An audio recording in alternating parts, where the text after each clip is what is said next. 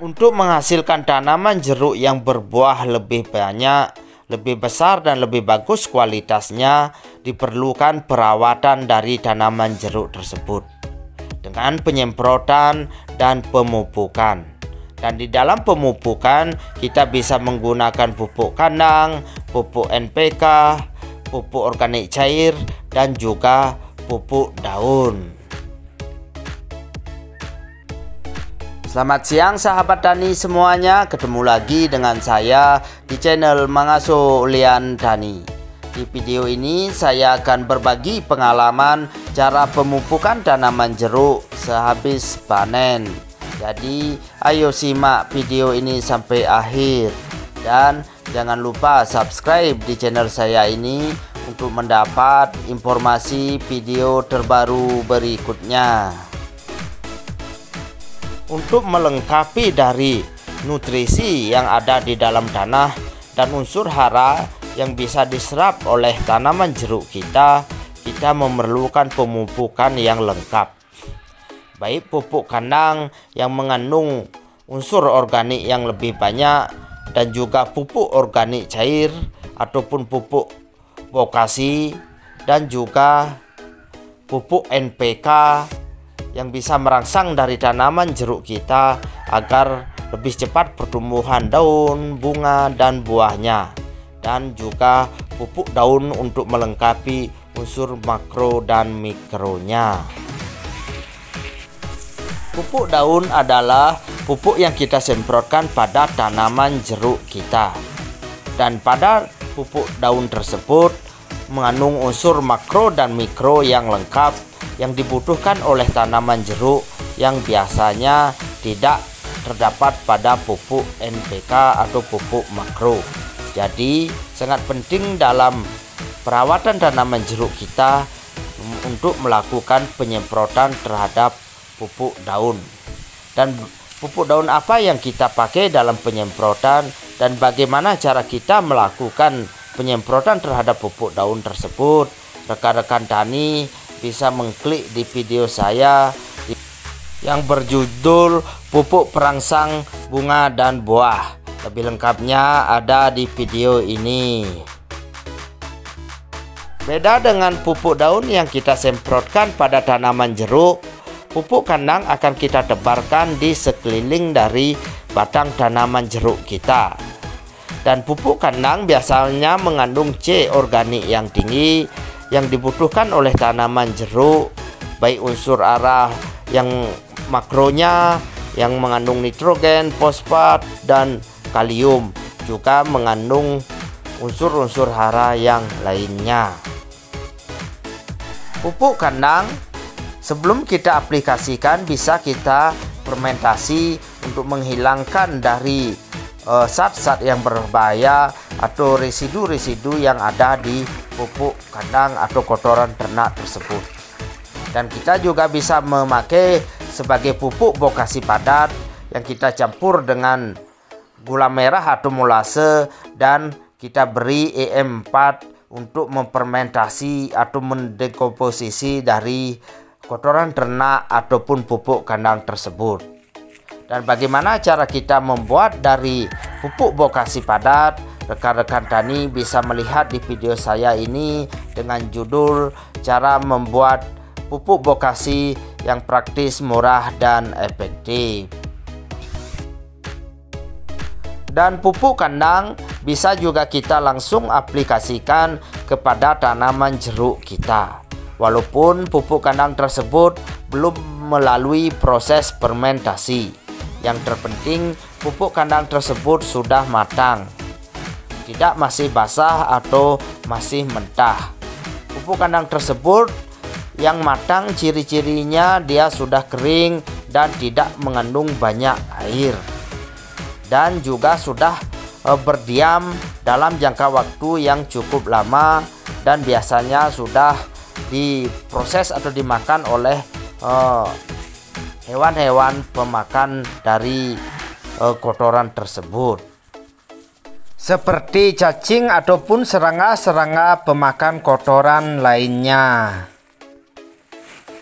Dan pupuk kandang tersebut yang kita aplikasikan di tanaman jeruk ini kita bisa langsung aplikasikan di sekitar tanaman jeruk kita. Jangan terlalu dekat dari batang pokok tanaman jeruk tersebut.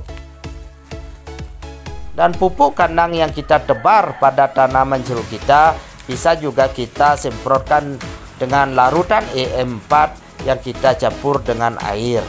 Dan larutan EM4 ini bisa kita berikan sebanyak 1 liter yang kita campur dengan air sebanyak 500 liter.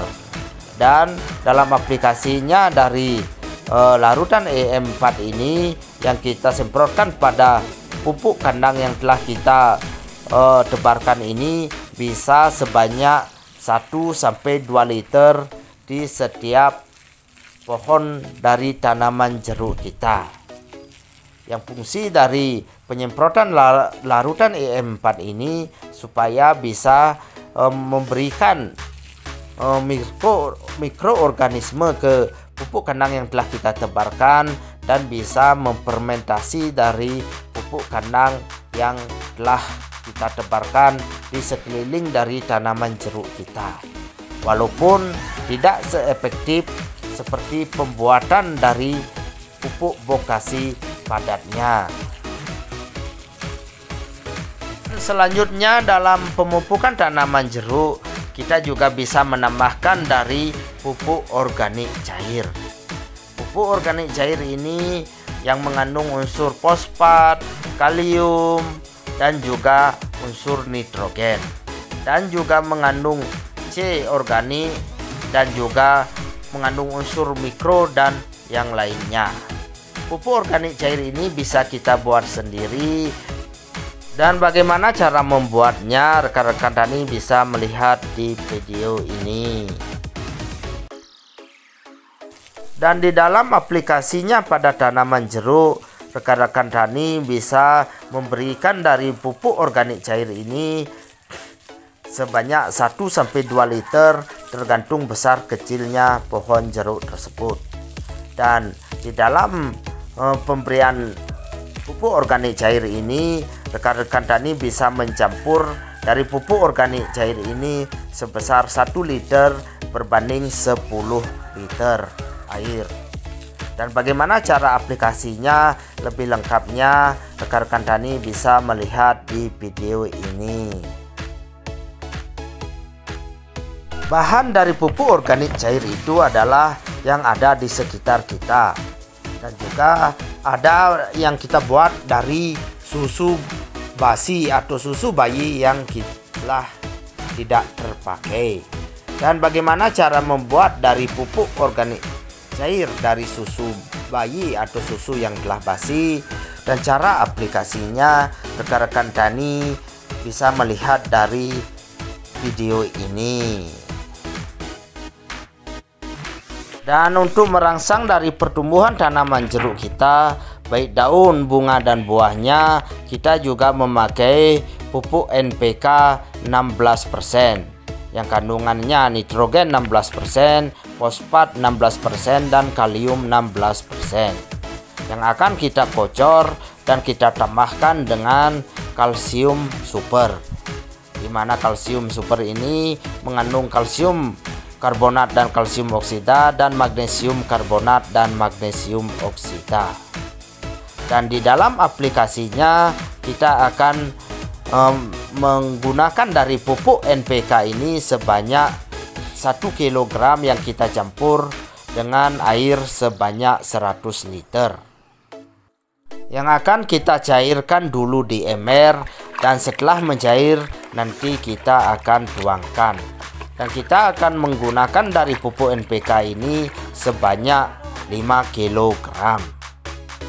Sebelum kita mengaplikasikan dari pupuk NPK dan kalsium ini, terlebih dahulu kalsium ini kita larutkan ke dalam drum yang berisi 500 liter air. Dan kalsium ini yang kita pakai untuk merangsang dari pertumbuhan akar-akar dan juga untuk menyuburkan dari tanaman jeruk kita dan menghindari dari buah yang pecah-pecah. Dan setelah mencair dari pupuk NPK-nya kita akan tuangkan, di mana kita berikan sebanyak 5 kg yang kita campur dengan air 500 liter. Dan lebih lengkapnya bagaimana cara pemupukannya, rekan-rekan tani bisa lihat di video ini. Dan setelah panen kita memerlukan pemupukan untuk merangsang dari tanaman jeruk kita untuk pertumbuhan bunga dan buahnya. Dan kita memakai pupuk NPK 16% yang unsur nitrogennya, fosfat dan kaliumnya 16%. Dan kita akan menggunakan pupuk NPK Mutiara ini yang kita berikan sebanyak 5 kg yang akan kita campur nanti dengan air sebanyak 500 liter.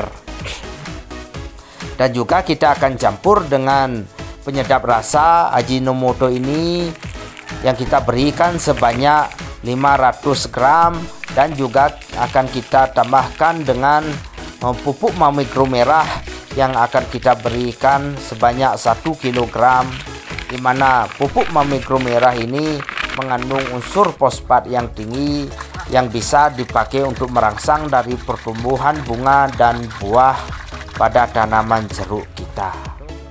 Dan kita akan mencampur dulu di ember. Setelah tercampur dan larut baru kita campur dengan air sebanyak 500 liter. Dan kita akan mengaplikasikan dari larutan pupuk NPK ini yang telah kita campur dengan mamikro merah dan penyedap rasa ini kepada tanaman jeruk kita di sekitar batangnya, yang bisa kita berikan sebanyak 1-2 liter. Dan bagaimana cara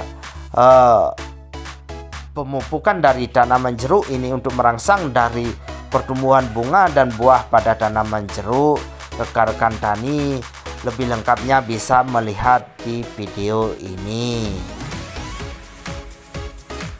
Sahabat tani, di dalam aplikasi dari pupuk kandang, pupuk NPK ataupun pupuk organik cair dan pupuk daun yang kita semprotkan setelah dari tanaman jeruk kita ini habis buahnya, bisa kita lakukan secara bertahap dari pemupukan tersebut. Demikianlah sahabat tani semua proses dari pemupukan tanaman jeruk saya setelah panen.